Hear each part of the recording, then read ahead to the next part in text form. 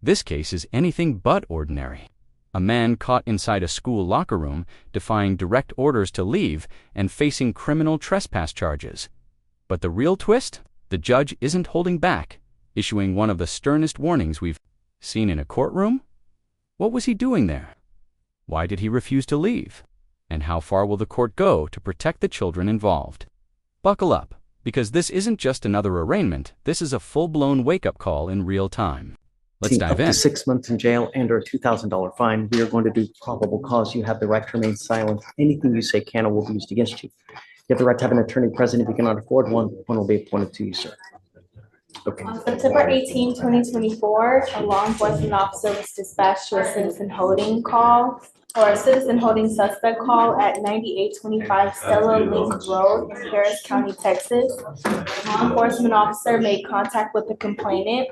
The complainant, a coach at Emory Weiner School, stated that he witnessed the defendant inside of the boys' locker room talking to students. What? The complainant told the defendant to leave and not to interact with the students, which the defendant refused. The complainant stated that security guards entered the locker room and forcefully removed the defendant. The law enforcement officer observed the defendant detained in front of the boys' locker room and was identified with his Texas driver's license. Whoa, did you catch that? The judge just issued a blanket ban. No schools, no kids, and absolutely no contact with anyone under 15. That's serious. And just look at how sharp and protective the judge gets. I will make your bond so high, your teeth fall out. That is not courtroom flair, that's a direct warning. It shows just how concerned the court is about potential risk to minors. And here's something to think about. Do you believe the judge is going too far with this level of restriction? Or is this exactly the kind of protection schools need? Mr. Williams, you're not a student there or a teacher there, are you? Okay, don't go back to Emory Weiner. Holy moly, if I find that you go back to a school or is it an elementary school? And it's like a high school, isn't it? Like a, I believe it's a middle school. Let me double check. do you have any children? I'm ordering you not to go to any high school, any middle school, any elementary school whatsoever for any reason. Not to have contact with anyone under the age of 15. And if you do, I'm going to put you in jail. Do you understand? I guess it's a mixed school. They Right. serve grades 6 through 12. How old are you, Mr. Williams? What do you do for a living, sir? Okay. I'm going to tell you now that my sole purpose in life is to protect every single child in this county. And if I find that you become a danger to anyone, I'm going to make your bond so high, you're going to have teeth falling out. Do you understand, sir?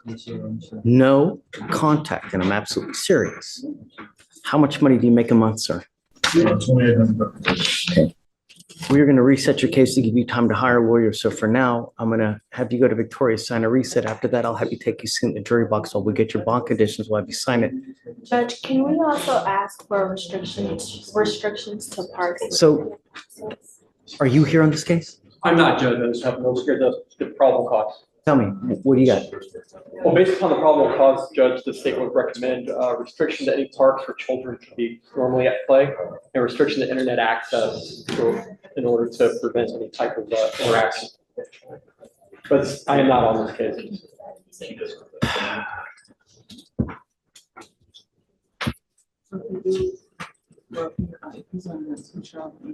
No, yeah.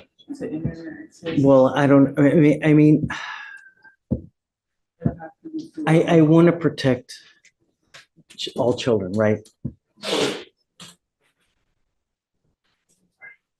He was charged with something like a child pornography, then absolutely, right? But he may have a lot of business on internet, banking, mortgage, just.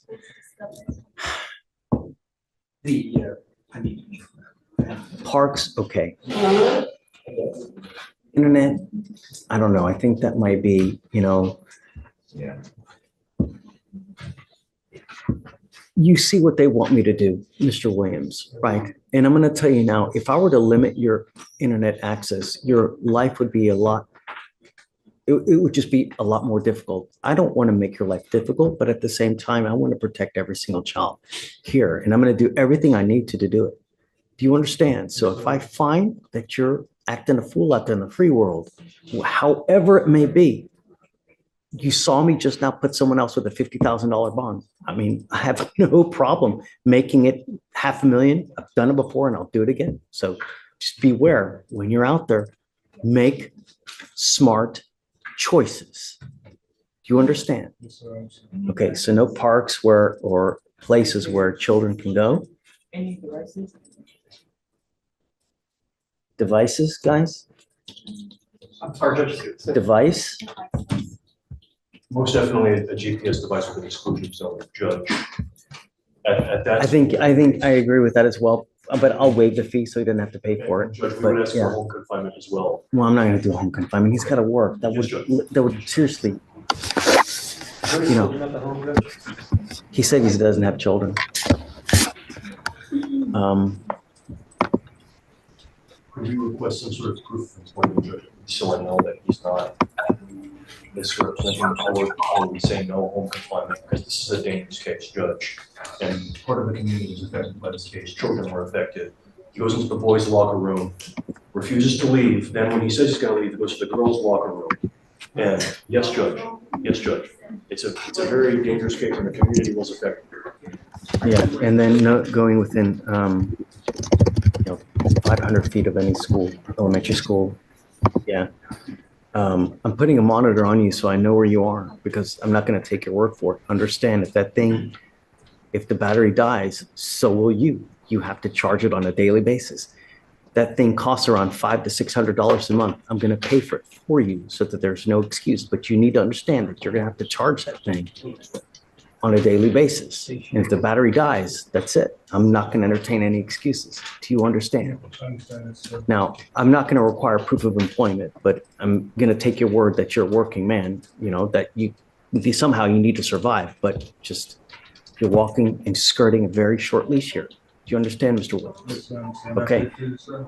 Well, you have the right to remain silent. I've got a ton of DAs here, and everything you say, they're going to use it again.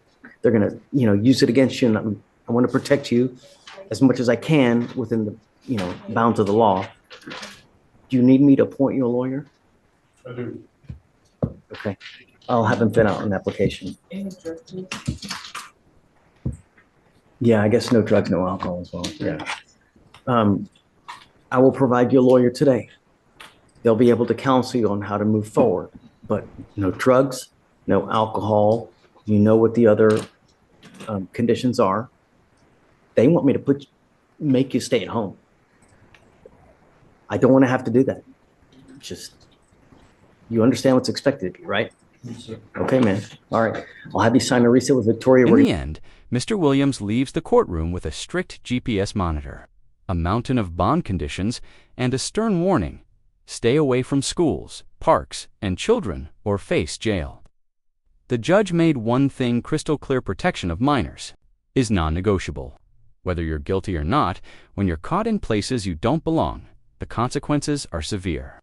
So, what do you think? Was this judge too harsh, or did he handle it perfectly? Let us know in the comments.